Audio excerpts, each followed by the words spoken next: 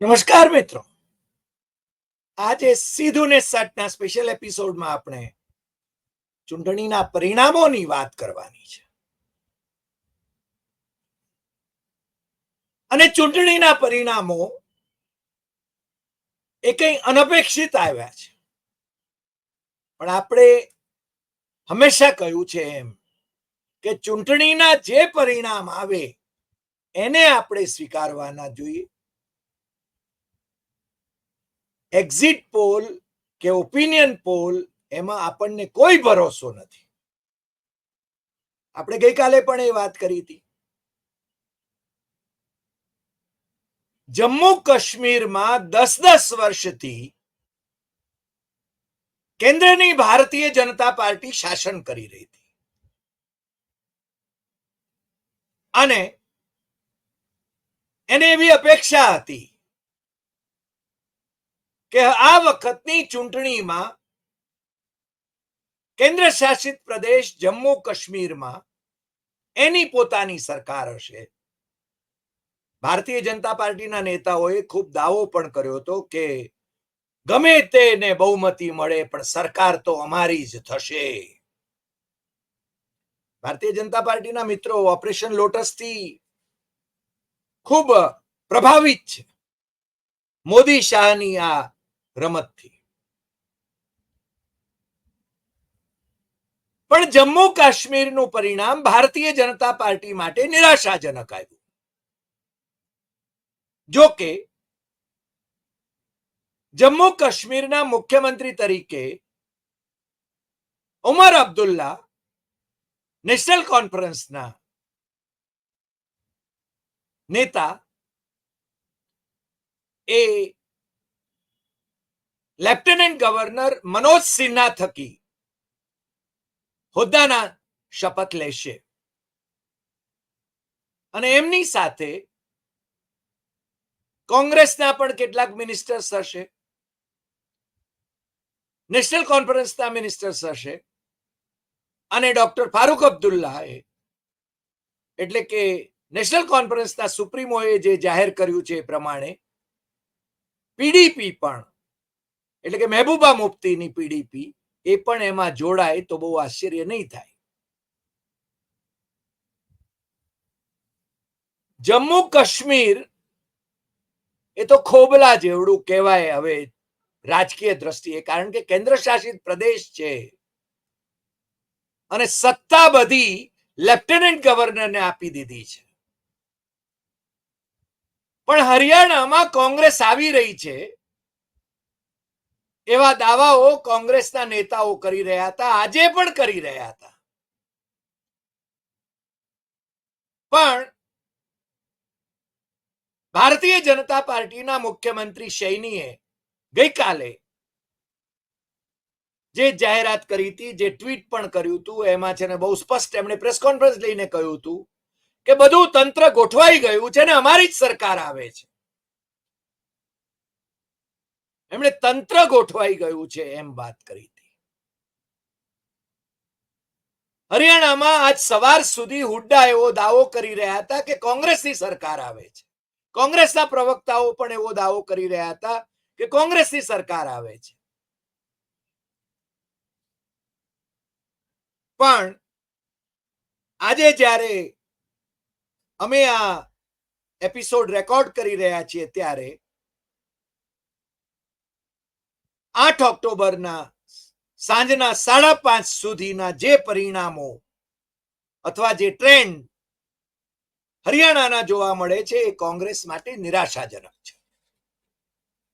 અને કોંગ્રેસ હારી ગઈ છે એ બહુ સ્પષ્ટ દેખાઈ આવે છે, કારણ કે ભારતીય જનતા પાર્ટીને 90 માંથી 49 બેઠકો મળવાના સંકેત છે. ઇન્ડિયન નેશનલ કોંગ્રેસને 36 બેઠકો, આઈએનએલડી ને 2 બેઠકો અને ઇન્ડિપેન્ડન્ટને 3 બેઠકો.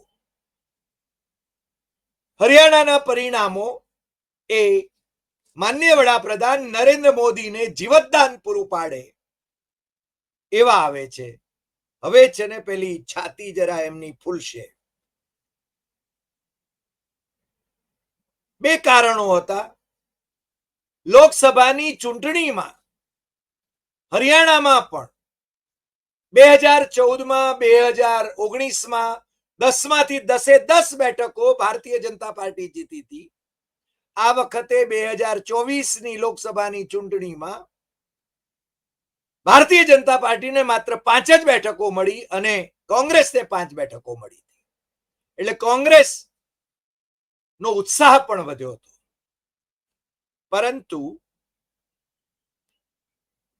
વિધાનસભાની ચૂંટણીના જે પરિણામો આપણી સામે આવે છે એ બહુ સ્પષ્ટપણે જણાવે છે કે ભારતીય જનતા પાર્ટીની સરકાર ત્યાં ત્રીજી વખત થઈ રહી છે.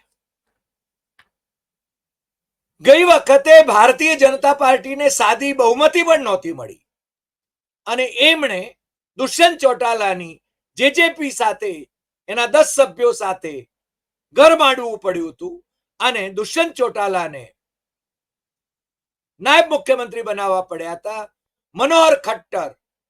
મનોહરલાલ ખટ્ટર નરેન્દ્ર મોદીના ખાસમ ખાસ એ મુખ્યમંત્રી રહ્યા. અગાઉ પણ 2014માં પણ એ સંઘના પ્રચારક છે, પણ નરેન્દ્ર મોદીના પ્રચારક સવિશેષ છે. આ વખતે નરેન્દ્ર મોદીએ એમને ઉઠાડી મૂક્યા અને લોકસભાના સભ્ય સૈનીને એમની ગાદીએ બેસાડ્યા. અમે મનોહરલાલ ખટ્ટરના જ ખાસમ ખાસ પાછા સૈની નાયબસિંહ, અને નાયબસિંહ હારી જશે એવી ઘણા બધાએ ગણતરીઓ માંડી હતી, પણ એ હારી તો ન ગયા. પણ ત્યાં ભારતીય જનતા પાર્ટીની સરકાર એમના ગુરુ મનોહરલાલ ખટ્ટર એ 2019માં બહુમતી નહોતા લાવી શક્યા. એના કરતા ભવ્ય બહુમતી સાથે નાયબસિંહ સૈની એ વિજયોત્સવ મનાવી શકાય એવી સ્થિતિમાં આવી ગયા. એક્ઝિટ પોલ બધા ખોટા પડ્યા. બધા એક્ઝિટ પોલ કહેતા હતા કે કોંગ્રેસ સરકાર બનાવશે, પણ તમને ખ્યાલ હશે કે શરૂઆતમાં રાહુલ ગાંધી અને પ્રિયંકા ગાંધી એ હરિયાણાની ચૂંટણીથી દૂર રહ્યા.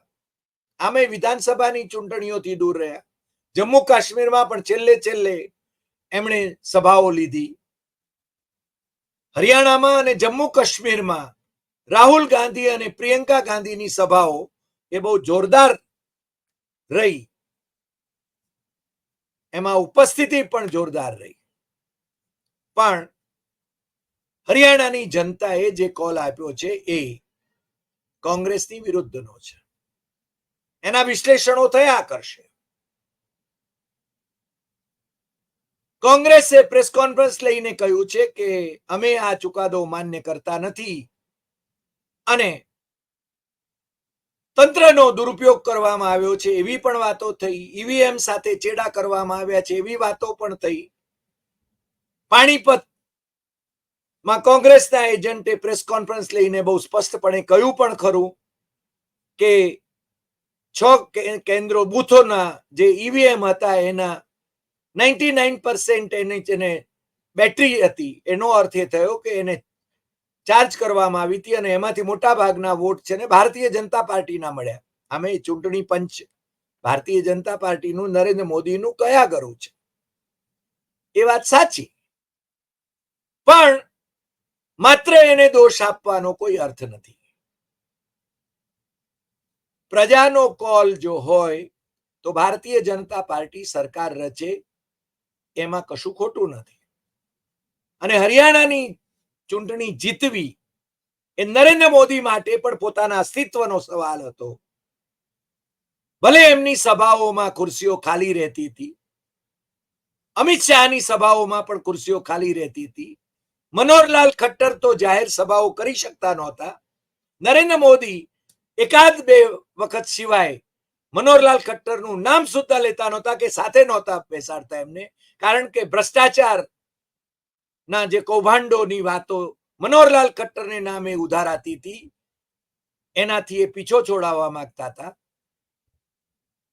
અને જે પરિણામ આવ્યા એ ભારતીય જનતા પાર્ટીને માટે તો ઉત્સાહજનક છે જ, પણ સાથે સાથે નરેન્દ્ર મોદીને પોતાને માટે, કારણ કે જ્યારે નાગપુર એટલે કે આરએસએસ ભારતીય જનતા પાર્ટીની માતૃ સંસ્થા એ નરેન્દ્ર મોદીનું નાક દબાવી રહી હતી, ત્યારે હરિયાણામાં આ વિજય એ નરેન્દ્ર મોદીને જીવતદાન આપનારો છે એમ હું કહી શકું.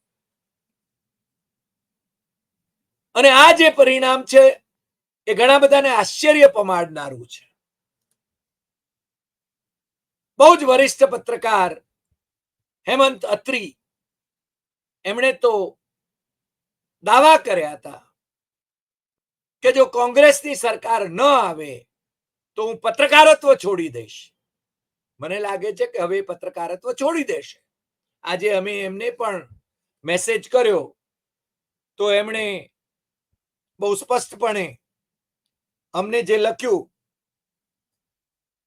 અમે એમને લખ્યું કે હેમંતજી ક્યા હો ગયા कैसे, તો એમણે લખ્યું કે જાટ વિરુદ્ધ non Jat effectively use through micro management, manipulation, EVM and everything possible. Double એન્જિનની સરકારની વાત કોંગ્રેસે એની પ્રેસ કોન્ફરન્સમાં પણ કરી અને અત્રીજીએ મને પેલો પાણીપત વાળો વિડીયો પણ મોકલાવ્યો. લોકશાહી ના સંદર્ભમાં કહીએ તો જે પરિણામો વિશે શંકા ઉપજે ત્યારે લોકશાહી વિશે પણ શંકા ઉપજે છે, એના ભવિષ્ય વિશે પણ શંકા ઉપજે છે, સ્વાભાવિક છે. અને હવે મહારાષ્ટ્ર અને ઝારખંડના પરિણામો કેવા આવશે એના વિશે પણ શંકા ઉપજે છે. કારણ કે મહારાષ્ટ્રમાં અત્યાર સુધી એમ કહેવાતું હતું કે ત્યાં ઉદ્ધવ ઠાકરેની શિવસેના, શરદ પવારની એનસીપી અને રાહુલ ગાંધીની કોંગ્રેસ એ ત્યાં વિધાનસભામાં ભવ્ય બહુમતી સાથે સરકાર રચશે. ઝારખંડમાં પણ જે રીતે હેમંત સોરેનને 5 મહિના સુધી જેમાં પ્રથમદર્શી કેસ નહોતો થતો એવામાં હાઈકોર્ટના ચીફ જસ્ટિસે જ્યારે કહ્યું કે આમાં પ્રથમદર્શી કેસ પણ નથી અને એમને 5 મહિના પછી જેલમાંથી છોડાવ્યા, જામીન આપ્યા, તો ત્યાંના પરિણામો, વિધાનસભાના પરિણામો કેવા આવશે એ હરિયાણાના પરિણામ પછી શંકા કુશંકા જરૂર પ્રેરે છે. અમે બહુ સ્પષ્ટપણે માનીએ છીએ કે ચૂંટણી પંચ નિષ્પક્ષ નથી જ. એ તો બહુ ઇટ ઇઝ બાયગોન કન્ક્લુઝન. કારણ કે એમાં ચૂંટણી કમિશનરોની નિમણૂકમાંથી ચીફ જસ્ટિસ ઓફ ઇન્ડિયાને કાઢી નાખવામાં આવ્યા, કાયદો બદલી નાખવામાં આવ્યો નરેન્દ્ર મોદી થકી, અને નરેન્દ્ર મોદીના કયા કયા માણસો કમિશનરો એ ત્યાં બિરાજમાન છે.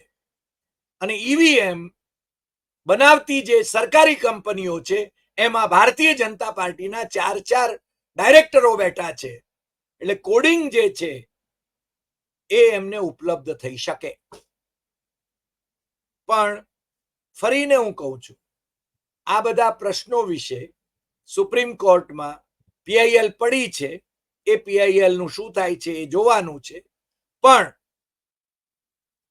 અત્યારે તો હરિયાણાની ચૂંટણીએ જમ્મુ કાશ્મીર, ચૂંટણીના પરિણામોએ જમ્મુ કાશ્મીરમાં રાહુલ ગાંધી અને અબ્દુલ્લા પરિવારનો જે વિજય થયો છે એનો આનંદ છીનવી લીધો છે. હવે શું થશે એની વાત કરીને આપણે આ એપિસોડ પૂરો કરીએ. હવે શું થશે? હવે શક્યતાઓ ઘણી છે. જમ્મુ કાશ્મીરમાં 90 બેઠકો છે વિધાનસભાની.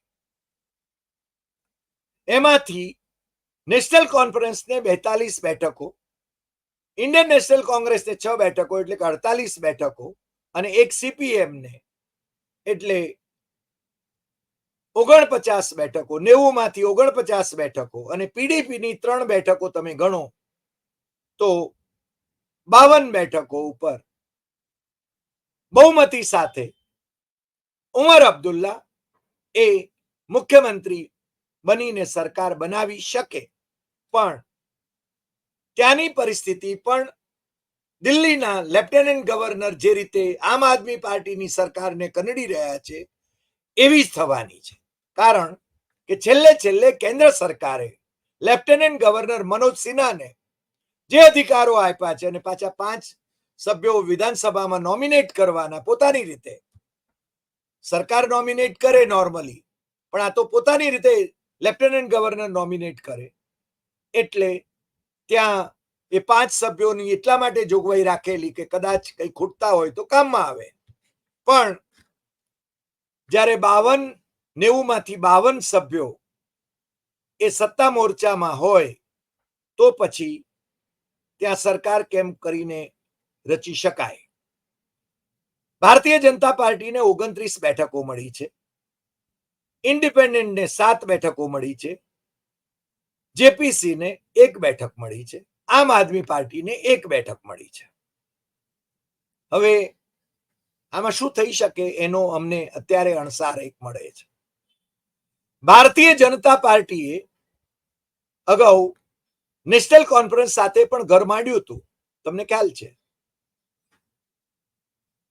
અટલ બિહારી વાજપેયીની સરકારમાં આજ ઉમર અબ્દુલ્લા એ વિદેશ રાજ્યમંત્રી હતા અને એ વખતે એનડીએ માંથી એમના પિતાશ્રી ડોક્ટર ફારૂક અબ્દુલ્લા એ જમ્મુ કાશ્મીરના મુખ્યમંત્રી હતા.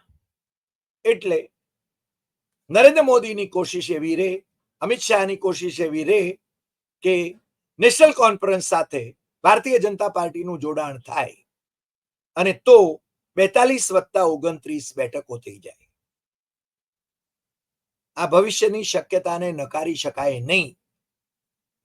કારણ કે નરેન્દ્ર મોદીએ જેના આતંકવાદીઓ સાથે સંબંધો હોવાનો જે ભારતીય જનતા પાર્ટી માળા જપતી હતી એવી પીડીપી સાથે એ મુફ્તી મોહમ્મદ સઈદની પાર્ટી અને મહેબૂબા મુફ્તીની પાર્ટી સાથે પણ ગઠબંધન કર્યું હતું અને મુફ્તી મોહમ્મદ સઈદને મુખ્યમંત્રી બનાવ્યા હતા અને ભારતીય જનતા પાર્ટીના નાયબ મુખ્યમંત્રી હતા.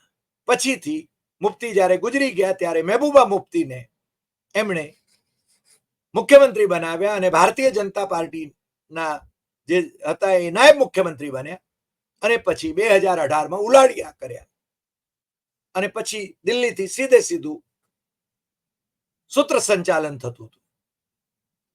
એટલે પીડીપી હોય કે નેશનલ કોન્ફરન્સ હોય, આ વખતે એમણે બંનેને ભાંડ્યા છે, પણ એ ગમે ત્યારે પલટી મારી શકે છે. એટલે નેશનલ કોન્ફરન્સ અને કોંગ્રેસની સરકાર ત્યાં કેટલો સમય ચાલશે એના વિશે પણ શંકા છે. આજે આટલી વાત. ફરી મળીશું નવા એપિસોડમાં નવા વિષય સાથે રાતે 9 ટકોરે હરિયાણાની વાત કરવા માટે. તમને જો આ એપિસોડ ગમ્યો હોય તો સૌથી વધુ શેર કરશો, લાઈક કરશો, કમેન્ટ કરશો અને